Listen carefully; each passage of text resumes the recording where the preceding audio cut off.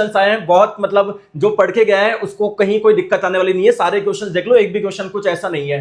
देखो, एक क्वेश्चन था कि किसी वस्तु की गतिज ऊर्जा 40 जूल से 140 जूल हो गई, तो बताइए उस पर कार्य कितना हुआ है। तो कार्य क्या होता है, गतिज ऊर्जा में परिवर्तन के बराबर। दोस्तों, एक क्वेश्चन आपसे पूछा गया आकाश का रंग, जो रंग होता है वो नीला क्यों होता है। एक क्वेश्चन पेरेनकाइमा जो टिश्यू होता है ना उत्तक, उससे एक क्वेश्चन पूछा गया था।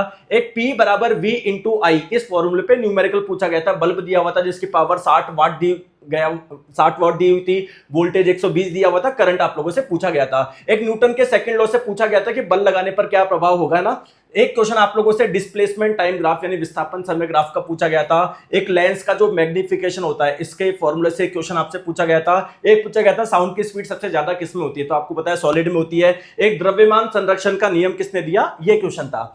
दोस्तों, एक क्वेश्चन था आप लोगों का इस रिएक्शन से कि इन दोनों रिएक्शंस का प्रोडक्ट क्या होगा। एक था न्यूरॉन का कौन सा भाग मैसेज रिसीव करता है, तो आप लोगों को पता है डेंड्राइट करता है।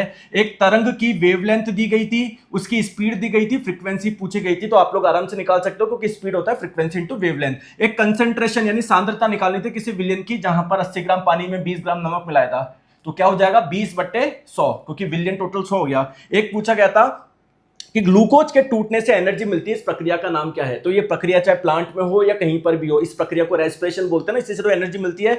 एक दोस्तों क्वेश्चन पूछा गया था एथेनॉल की किस विशेषता के कारण इसको मेडिसिन बनाने में इस्तेमाल किया जाता है, तो आप लोगों को पता है जल में ये आराम से घुल जाता है, कल ही मैंने आपको बताया था। चलिए, एक क्वेश्चन दिया गया था कि वायु में प्रकाश की चाल इतनी है, किसी अन्य माध्यम में इतनी है, तो एक आपेक्षिक अपवर्तनांक कि एक के रेस्पेक्ट में दूसरे का अपवर्तनांक क्या होगा। एक दोस्तों अपघटन की अभिक्रिया से 4 रिएक्शन दी गई थी, बोला गया था कौन कौन सी इसमें से अपघटन रिएक्शन है, तो इसका करेक्ट आंसर हो जाएगा 1 2 3, ऐसे कुछ करके दिया हुआ था।